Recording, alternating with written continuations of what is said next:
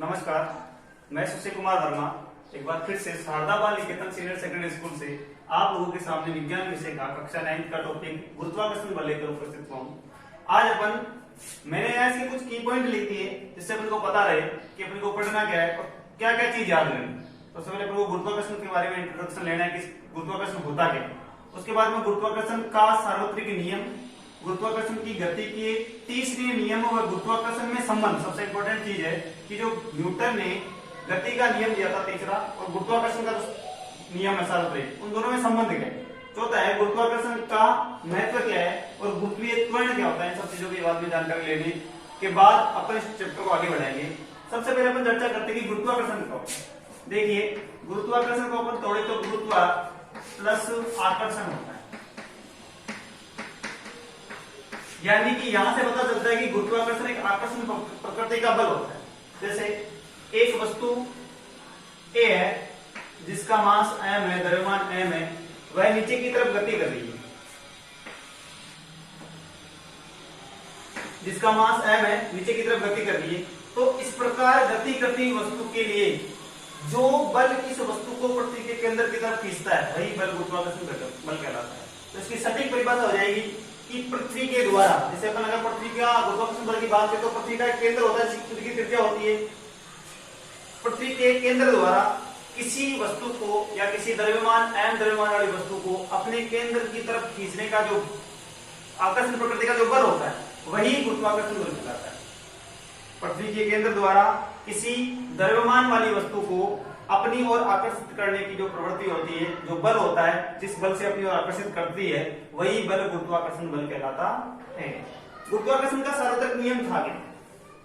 यानी कि न्यूटन ने गुरुत्वाकर्षण बल के लिए एक समीकरण दी, इसको समझाया कि किस चीज पे डिपेंड करता है। तो अपन पढ़ने जा रहे हैं गुरुत्वाकर्षण का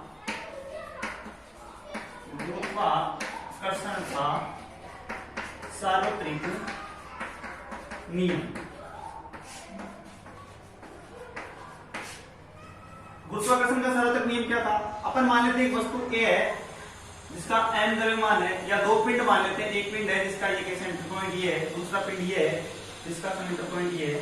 इसका द्रव्यमान m है और इसका मान लेते हैं स्मॉल m। दोनों का द्रव्यमान अलग अलग है और ये दोनों के केंद्रों के मध्य की दूरी d है। तो गुरुत्वाकर्षण का सार्वत्रिक नियम ये कहता है न्यूटन के अनुसार कि जो गुरुत्वाकर्षण बल होगा, और बल को किससे रिप्रेजेंट करते हैं? Force F। जो बल होगा वो दोनों पिंडों के द्रव्यमान के गुणनफल के समानुपाती होता है। मतलब ये बताया कि गुरुत्वाकर्षण का जो नियम है उसमें जो लगने वाला गुरुत्वाकर्षण बल है जो दो पिंडों के मध्य लगेगा, वह लगने वाला गुरुत्वाकर्षण बल दोनों पिंडों के द्रव्यमान के गुणनफल के समानुपाती, यानी कि F is proportional to capital M small m। क्योंकि इसका द्रव्यमान पहले कैपिटल M माना था, इसका द्रव्यमान स्मॉल m, तो दोनों के गुणनफल के समानुपाती हो गया। Equation number 1। दूसरा, दोनों पिंडों के केंद्रों के मध्य की दूरी, यानी दोनों एक दूसरे कितनी दूरी पर, दोनों के सेंटर्स की डिस्टेंस कितनी है, उसकी वर्ग के व्युत्क्रमानुपाती, यानी 1/d²। कैसे समझना? गुरुत्वाकर्षण के सार्वत्रिक नियम के अनुसार जो लगने वाला गुरुत्वाकर्षण बल होता है वो दोनों पिंडों के द्रव्यमान के गुणनफल के समानुपाती होता है तथा उनके दोनों के मध्य की दूरी के वर्ग के व्युत्क्रमानुपाती होता है।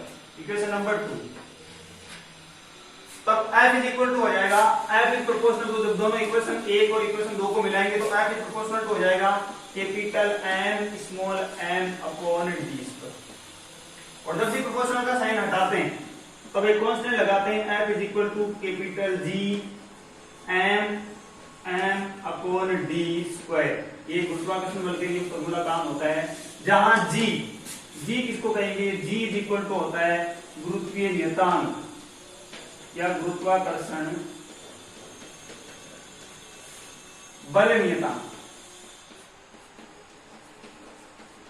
और एक कांस्टेंट है जिसकी वैल्यू फिक्स होती है, यानी कि G इज इक्वल टू रहेगा, G is equal to 6.67 into 10⁻11 newton metre square प्रति किलोग्राम।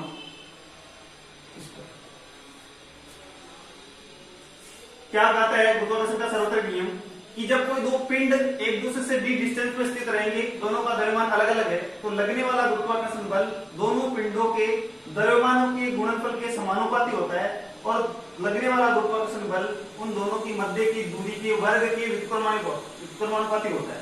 जब दोनों को मिलाएंगे तो इक्वेशन बनेगी F is proportional to m upon d square, यानी F is equal to G m upon d square। यहाँ एक द्रव्यमान ज्यादा वाला है, एक द्रव्यमान कम वाला है, दोनों समान भी हो सकते हैं लेकिन दोनों के द्रव्यमान का गुणनफल के समानुपाती होता है। तो G is equal to गुरुत्वाकर्षण बल नियतांक, जहां अपन ने प्रोपोर्शनल का साइन हटा के जो G लगाया था उसको क्या मान रहे हैं, गुरुत्वाकर्षण बल नियतांक, जिसकी फिक्स वैल्यू होती है 6.67 into 10 की पावर माइनस 6.67 into 10 की घात माइनस 11 न्यूटन मीटर स्क्वायर प्रति किलोग्राम स्क्वायर। ये यूनिट कहां से है इसको देख लेते हैं। यूनिट आती है यहां से, वहां से अपन F is equal to क्या करते हैं, F is equal to G m upon d square. अपन को G चाहिए तो बाकी सबको इधर भेज देते हैं। G is equal to हो जाएगा F d square upon m। F का इकाई होती है न्यूटन, बल है, d डिस्टेंस है जिसकी इकाई होती है मीटर स्क्वायर, और किलोग्राम और किलोग्राम हो गया किलोग्राम स्क्वायर। तो न्यूटन मीटर स्क्वायर पर किलोग्राम स्क्वायर इसकी इकाई आ गई यहां से G की। इसके बाद ये गुरुत्वाकर्षण बल का फॉर्मूला, ये गुरुत्वीय बल नियतांक। तीसरा अपना टॉपिक आता है कि न्यूटन की गति के तीसरे नियम पर गुरुत्वाकर्षण के जो नियम है उसमें संबंध क्या है। देखिए इससे पहले अपन कुछ चर्चा करते हैं कि गुरुत्वाकर्षण के बल में, गुरुत्वाकर्षण बल का जो नियम है, शास्त्र के नियम है, और न्यूटन का जो गति का समीकरण है उसमें रिलेशन क्या है, संबंध क्या है। तो इससे पहले मेरे को पता होना चाहिए कि न्यूटन की गति का तीसरा नियम क्या कहता है। न्यूटन की गति का तीसरा नियम कहता है क्रिया प्रतिक्रिया का नियम। क्रिया प्रतिक्रिया का नियम।